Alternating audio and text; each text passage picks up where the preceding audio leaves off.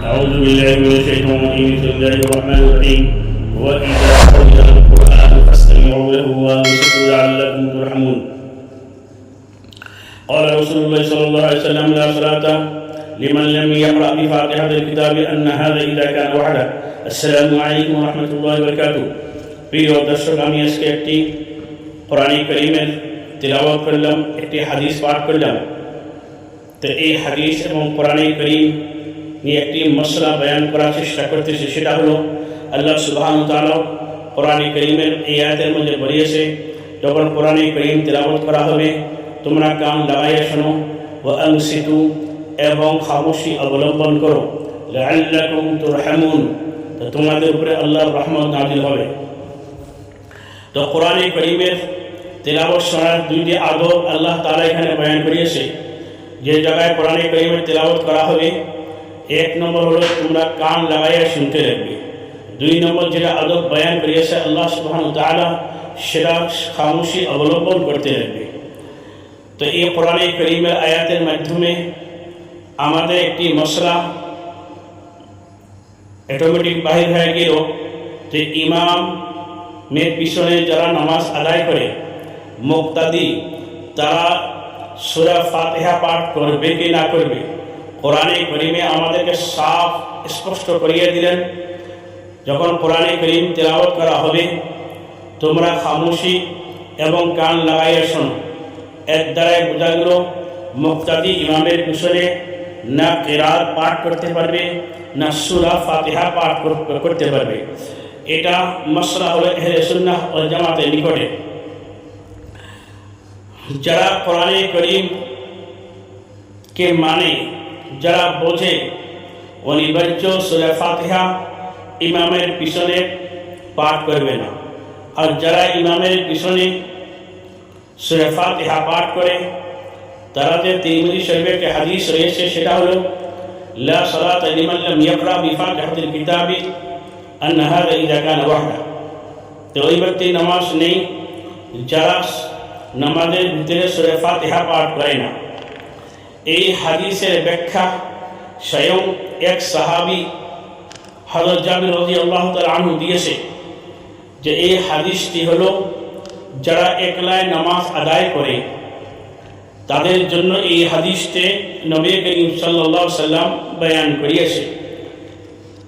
যারা একলাই নামাজ আদায় করবে তারা যদি সূরা ফাতিহা ছাড়া নামাজ আদায় করে তার নামাজ হবে না, এই কথাই নবী করিম সাল্লাল্লাহু আলাইহি সাল্লাম এখানে বলেছে।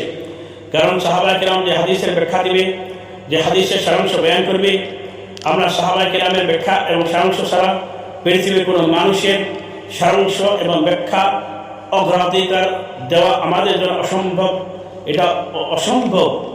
কারণ সাহাবা কিরামের যারা ব্যাখ্যা সেটাই আমাদেরকে অবলম্বন করতে লাগবে, সেটা সঠিক ব্যাখ্যা হবে। কারণ ইমাম তিরমিজি স্বয়ং এই হাদিসের ব্যাখ্যা যে দিয়েছে হযরত জাবির রাদিয়াল্লাহু তাআলা আনহু, ইমাম তিরমিজি উনি যা কিছু হাদিস লিখেছে সব সহিহ হাদিস লিখেছে। ইমাম তিরমিজি স্বয়ং বলেছে এই হাদিসের ব্যাখ্যা জাবির রাদিয়াল্লাহু তাআলা দিয়েছে আন হাযা ইযা কানা ওয়াহদা। এই হাদিস যারা একলা নামাজ আদায় করবে তাদের জন্য হলো, একলা যারা নামাজ আদায় করবে সে যদি সূরা ফাতিহা না পড়ে তার নামাজ হবে না।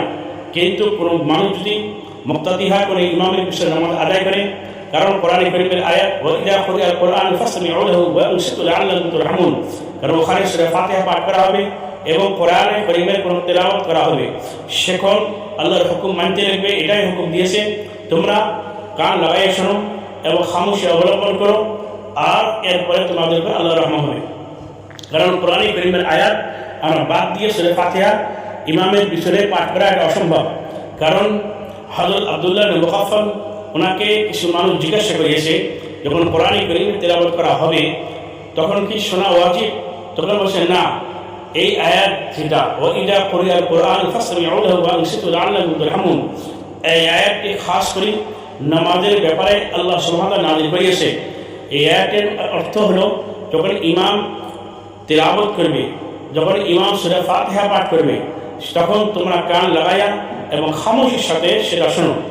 আরও এক সাহাবা যেটা বহুত বড় সাহাবার মধ্যে একজন বড় সাহাবা যে নাকি কোরআন কারীমের তাফসীরের মধ্যে বহুত মাহির এবং বিজ্ঞ, ওনার নাম হল আব্দুল্লাহ ইবনে মাসউদ রাদিয়াল্লাহু তাআলা আনহু। উনি একদিন নামাজ পড়াইতেছেন, ওনার স্বামীর পিছনে নামাজ আদায় করতেছে, তো দেখতেছে কিছু মানুষ পিছনে কিরাত গুনগুন করে তেলাওয়াত করতেছে।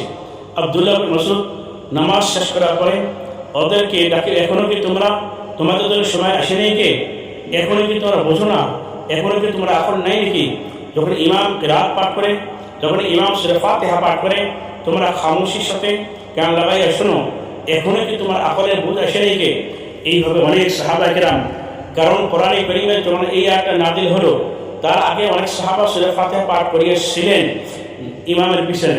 যখন এই আয়াত নাযিল হলো, তখন সমস্ত সাহাবা কেরাম কোরআনে কারীমে সূরা ফাতিহা পাঠ করা বাদ দিয়ে দিলেন। তো আল্লাহ তাআলা আমাদেরকে সবাইকে কোরআন এবং হাদিসের অনুযায়ী আমল করার চেষ্টা করার, যাতে আল্লাহ সুবহানাহু ওয়া তাআলা আমাদেরকে তৌফিক দেয়।